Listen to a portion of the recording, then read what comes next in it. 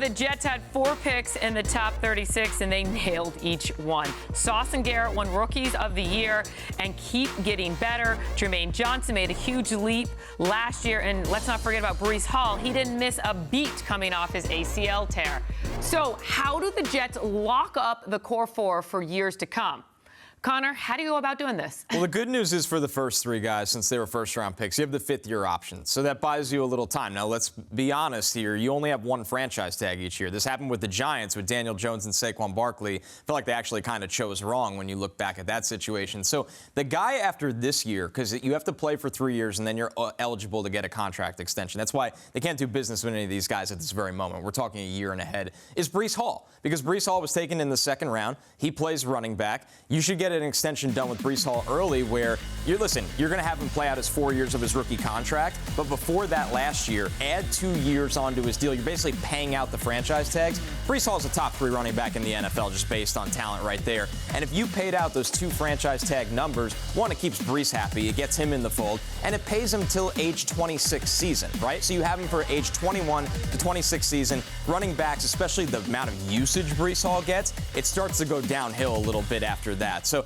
that's how I would really plan this point of attack. And then, listen, Sauce Gardner, he's going to want to be paid as the #1 corner one day, and he's going to have the argument to do that. So that's just money you're going to have to pony up. I would actually argue the other guy to get out on early is Jermaine Johnson, because edge rushers historically really hit their peak at age 27 to 28. So if you paid Jermaine early, you can kind of pay him for what he's worth then, but those years ahead, those 3 years of extension money, he's probably outperforming the money. So ironically, it's not Garrett Wilson and Sauce, because you have the 5th-year option. Both of them could very well be the highest paid players at their position. And you realistically, somebody's going to get hit with the franchise tag, because you're not going to get business done with all of them at once. So it sounds kind of weird, but you're doing the inverse and paying the 2 most surprising guys in that situation. Breece is the one that I'm most fascinated to see, because that's the deal that you need to be smart with. The last thing that you want to do is find yourself in a situation where you are paying Breece Hall for what he was and not what he is, what the Cowboys got into the problem with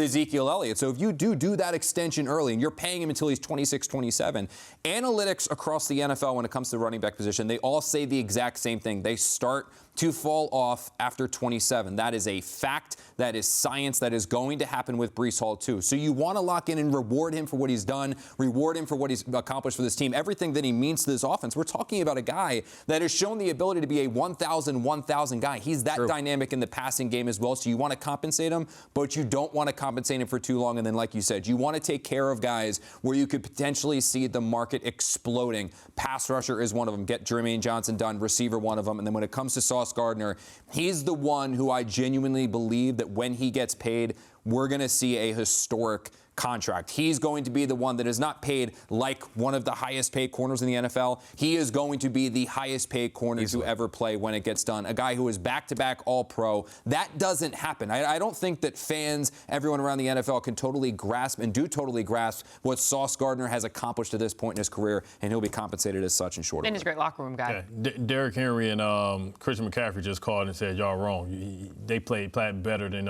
age 27. But I digress. I would say, listen, it all depends on how Izzy is, right? Because if Izzy's who I think he's special too, and maybe you are drinking the Kool-Aid. No. What I'm saying is because at some point you can't pay everybody.